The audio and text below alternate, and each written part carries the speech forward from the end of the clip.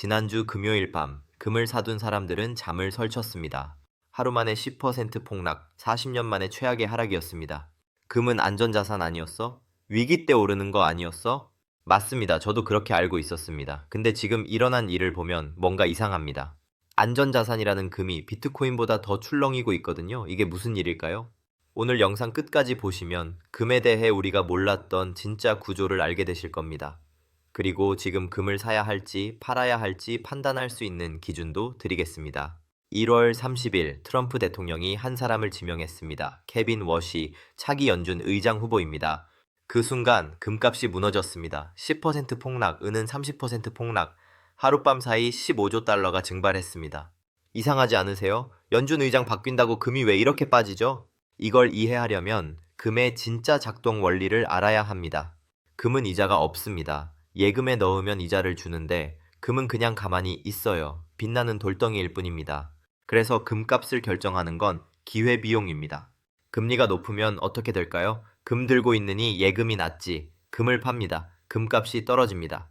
금리가 낮으면 예금 이자도 별로인데 차라리 금이나 사두자. 금을 삽니다. 금값이 오릅니다. 이게 금값의 기본 공식입니다. 실질금리와 금값은 반대로 움직입니다.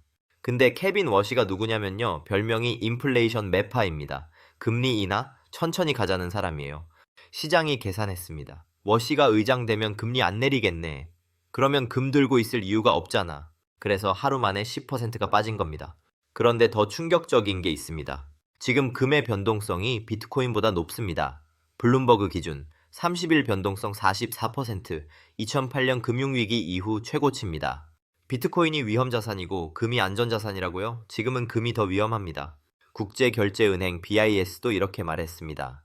금이 위험자산과 함께 움직이고 있다. 역사적 패턴과 다른 흐름이다. 금이 훨씬 투기적 성격을 띠게 됐다. 우리가 알던 금이 아닙니다. 왜 금이 이렇게 변한 걸까요? 첫 번째, 중국 투기 자금입니다. 중국 개인 투자자들이 금에 몰렸습니다. 레버리지까지 써가면서 베팅했어요. 상승에 베팅이 쌓이면 반대로 움직일 때 폭락합니다. 두 번째, 금의 역할이 바뀌었습니다. 예전에 금은 위기 때 피난처였습니다. 지금은 정책 방향에 베팅하는 자산이 됐습니다. 연준이 금리 내릴 것 같으면 사고 아니면 팝니다. 세 번째, 유동성 장세의 끝입니다. 돈이 풀릴 때는 다 같이 올랐습니다. 주식도 오르고 금도 오르고 비트코인도 오르고. 근데 유동성이 줄어들면 다 같이 빠집니다. 금도 예외가 아니었던 겁니다. 이걸 은행들은 이미 알고 있었습니다.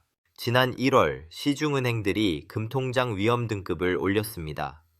우리은행은 1등급, 원금 100% 손실 가능 등급입니다. 국민은행, 신한은행도 2등급으로 상향했습니다. 금은 안전자산이라고 광고하던 은행들이 이제는 초고위험 상품이라고 경고하고 있습니다. 왜 이렇게 바꿨을까요? 변동성이 커졌기 때문입니다. 예금처럼 생각하고 들어온 고객들이 큰 손실을 볼 수 있으니까요.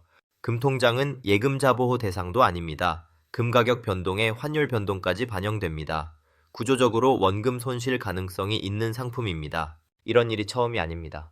2013년 4월 15일 금값이 하루에 9% 폭락했습니다. 1980년 이후 33년 만에 최대 하락이었습니다.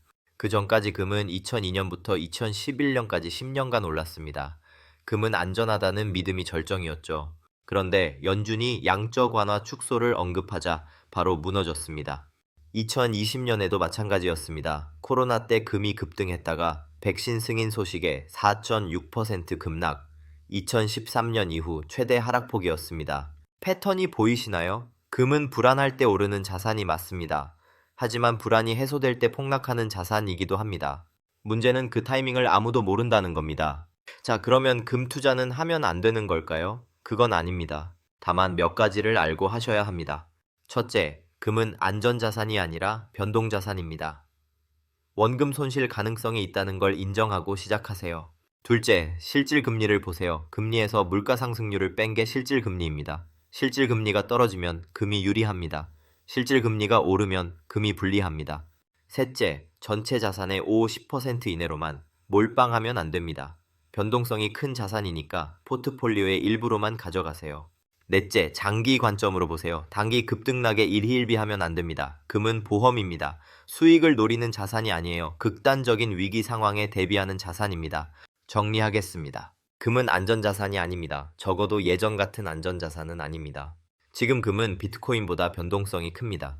은행들도 초고 위험으로 분류했습니다. 하루에 10%가 빠질 수 있는 자산입니다. 그렇다고 금이 가치 없다는 건 아닙니다. 다만 제대로 알고 투자하셔야 합니다. 빛나니까 안전하다는 생각, 그게 가장 위험한 착각입니다. 다음 영상에서는 금 대신 어디에 투자해야 하는지 2026년 자산 배분 전략을 알려드리겠습니다. 구독과 좋아요 눌러두시면 놓치지 않으실 겁니다. 오늘도 머니레이어였습니다. 돈의 설계도 다음 영상에서 또 뵙겠습니다. 감사합니다.